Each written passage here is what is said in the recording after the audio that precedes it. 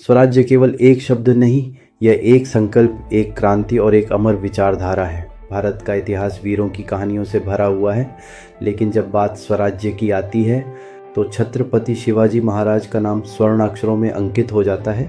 यह कहानी है उस संघर्ष की जिसने विदेशी आक्रमणकारियों, अत्याचारियों और दमनकारी शासकों से मुक्ति दिलाकर भारत को आत्मसम्मान का पाठ पढ़ाया। ये कहानी है स्वराज्य की, जो न केवल मराठा साम्राज्य बल्कि पूरे भारत के लिए प्रेरणा बन गई।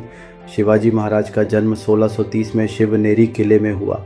उनकी माता राजमाता जीजाबाई ने उन्हें रामायण और महाभारत की कहानियां सुनाकर धर्म, नीति और स्वतंत्रता का महत्व सिखाया।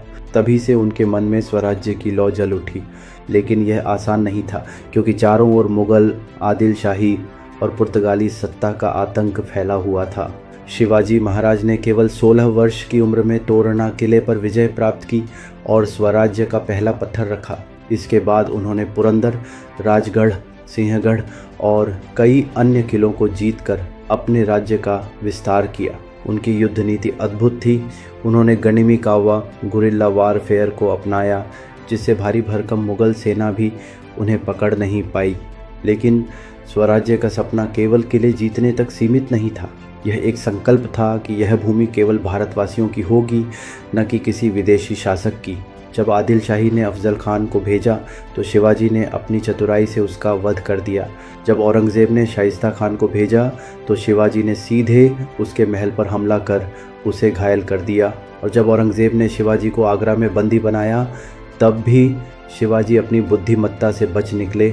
1674 में रायगढ़ किले पर छत्रपति शिवाजी महाराज का राज्याभिषेक हुआ और उन्होंने हिंदू स्वराज्य की स्थापना की। उनका शासन एक आदर्श शासन था, जहां हर जाति, धर्म और वर्ग को समान अधिकार मिले।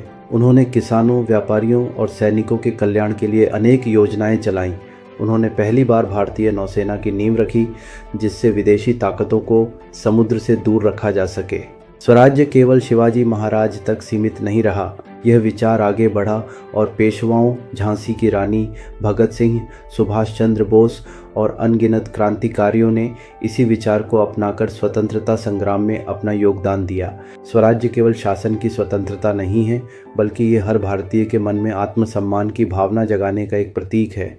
यह हमें सिखाता है कि अत्याचार के विरुद्ध खड़े होना, अपने अधिकारों के लिए लड़ना और अपनी संस्कृति एवं परंपराओं की रक्षा करना हमारा कर्तव्य है।